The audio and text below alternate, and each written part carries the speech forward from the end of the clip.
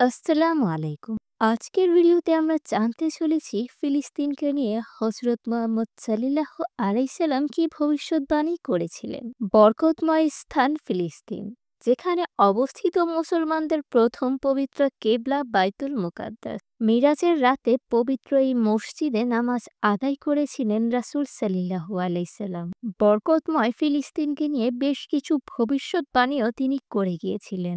বর্তমান ফিলিস্তিন ছিল প্রাচীন বিলাস এবং শামস অঞ্চলের কিছু অংশ। ফিলিস্তিন ছাড়াও প্রাচীনকালে শামস অঞ্চলের অন্তর্ভুক্ত ছিল বর্তমান সিরিয়া, জর্ডান ও লেবানন।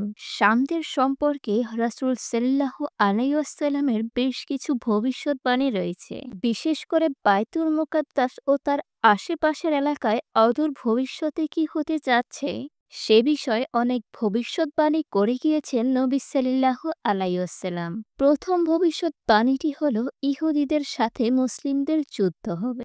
এক হাদিসে আবু হুরায়রা রাদিয়াল্লাহু আনহু বর্ণনা করেন, রাসূল সাল্লাল্লাহু আলাইহি ওয়াসাল্লাম বলেছেন, কিয়ামত সংঘটিত হবে না যতক্ষণ পর্যন্ত না মুসলমানগণ ইহুদিদের সাথে লড়াইয়ে সংঘর্ষ হবে। মুসলমানগণ তাদের হত্যা করবে, ফলে তারা বৃক্ষের আড়ালে লুকাবে। তখন পাথর বা গাছ বলবে, হে মুসলিম, হে আল্লাহর বান্দা, এই তো ইহুদি আমার পশ্চাতে, আসো তাকে হত্যা করো। কিন্তু গার্তাক গাছ এই কথা বলবে না, কারণ এ হচ্ছে ইহুদিদের গাছ। দ্বিতীয় ভবিষ্যদ্বাণীটি হল সত্যের পক্ষে বিজয়ীদের ভূমি হবে। বাইতুল মুকাদ্দাস তথা ফিলিস্তিনকে মহানবী হযরত মুহাম্মদ সাল্লাল্লাহু আলাইহি সাল্লাম বিজয়ীদের ভূমি হিসেবে উল্লেখ করেছেন। অর্থাৎ ইহুদিদের নির্যাতন এবং হত্যাযজ্ঞ একদিন শেষ হবে।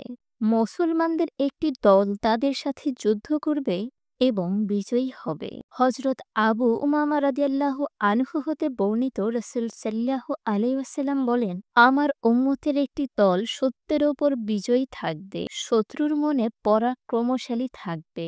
দুর্ভিক্ষ ছাড়া কোনো বিরোধী পক্ষ তাদের কিছুই করতে পারবে না। আল্লাহর আদেশ তথা কিয়ামত পর্যন্ত তারা এমন থাকবে। সাহাবীরা জিজ্ঞেস করলেন, হে আল্লাহর রাসূল, তারা কোথায় থাকবে? রাসূল সাল্লাল্লাহু আলাইহি ওয়াসাল্লাম বলেন, তারা বাইতুল মুকাদ্দাস এবং তার আশেপাশে থাকবে।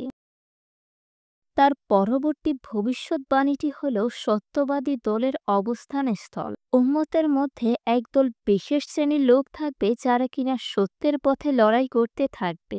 তাদের সঙ্গে আল্লাহ তাআলার সাহায্য থাকবে। তারা সত্যের সঙ্গে সংগ্রামকে কিয়ামত না আসা পর্যন্ত অব্যাহত রাখবে। কেউ তাদের কোনো ক্ষতিও করতে পারবে না। হাদিসের ভাষ্যমতে এই দলটি শাম দেশ অঞ্চলে অবস্থান হবে। মগীরা ইবনে শুবা রাদিয়াল্লাহু তাআলা হতে বর্ণিত, রাসূল সাল্লাল্লাহু আলাইহি ওয়াসাল্লাম বলেন, আমার উম্মতের একদল সবসময় সত্যের ওপর বিজয়ী থাকবে। এইভাবেই কিয়ামত এসে পড়বে আর তারা বিজয়ী থাকবে। তাদের অবস্থান সম্পর্কে আরেকটি হাদিসে এসেছে, আবু উমামা রাদিয়াল্লাহু আনহু হতে বর্ণিত হাদিসে রাসূল সাল্লাল্লাহু আলাইহি ওয়াসাল্লাম বলেন, আমার উম্মতের একটি দল সত্যের ওপর বিজয়ী থাকবে, শত্রুর মনে পরাক্রমশালী থাকবে। দুর্ভিক্ষ ছাড়া কোনো বিরোধী পক্ষ তাদের কিছুই করতে পারবে না। আল্লাহর আদেশ তথা কিয়ামত পর্যন্ত তারা এমনই থাকবে। সাহাবায়ে কিরাম তাদের জিজ্ঞেস করলেন, হে রাসূল, তারা কোথায় থাকবে? রাসূল সাল্লাল্লাহু আলাইহি সাল্লাম বললেন, তারা বাইতুল মুকাদ্দাস বা তার আশেপাশে থাকবে। তার পরবর্তী ভবিষ্যদ্বাণীটি হল মুসলমানদের সেনা ছাউনি। শাম একসময় মুসলমানদের আশ্রয়স্থল হবে। সেখানকার দামেস্ক নগরীর পার্শ্ববর্তী গোথ নগরী তাদের সেনা ছাউনি হবে। হযরত আবু দারদা রাদিয়াল্লাহু আনহু হতে বর্ণিত, রাসূল সাল্লাল্লাহু আলাইহি ওয়াসাল্লাম বলেন, মহাযুদ্ধের সময় মুসলিমদের ছাউনি হবে গুদা শহরে, যা কিনা দামেস্ক নগরের পাশে অবস্থিত। এটি শামের উৎকৃষ্ট শহরগুলোর মধ্যে একটি। অন্য বর্ণনা রয়েছে, রাসূল সাল্লাল্লাহু আলাইহি ওয়াসাল্লাম ইরশাদ করেছেন, অচিরে তোমরা শাম বিজয় করতে পারবে। যখন তোমাদের সেইখানে বসবাসের এখতিয়ার দেওয়া হবে, তোমরা দামেস্ক নগরীকে বাসস্থান বানাবে, কেননা তা যুদ্ধ পরবর্তীকালীন মুসলিমদের আশ্রয়স্থল হবে, আর তাদের ছাউনি হবে সে দেশের একটি ভূমি যাকে গুদা বলা হয়। এবং তার পরবর্তী ভবিষ্যৎবাণীটি হল ঈসা আলাইসাল্লামের অবস্থানস্থল। ঈসা আলাইসাল্লাম দ্বিতীয় আকাশে অবস্থান করছেন। কিয়ামতের আগে তিনি আবার পৃথিবীতে অবতরণ করবেন। দুজন ফেরেশতার কাঁধে ভর করে সিরিয়ার টামেন শহরে শুভ্র মিনারের কাছে তিনি নেমে আসবেন। আবার সিরিয়ার বাবেল লুদ নামের স্থানে দাজ্জালকে মেরে ফেলবেন। মাইমুনা রাদিয়াল্লাহু তাআলা আনহা থেকে বর্ণিত, রাসূল সাল্লাল্লাহু আলাইহি সাল্লাম বলেন, আমি রাসূলুল্লাহ সাল্লাল্লাহু আলাইহি সাল্লামকে বললাম, হে আল্লাহর রাসূল, আমাদের বায়তুল মুকাদ্দাস সম্পর্কে কিছু বলুন।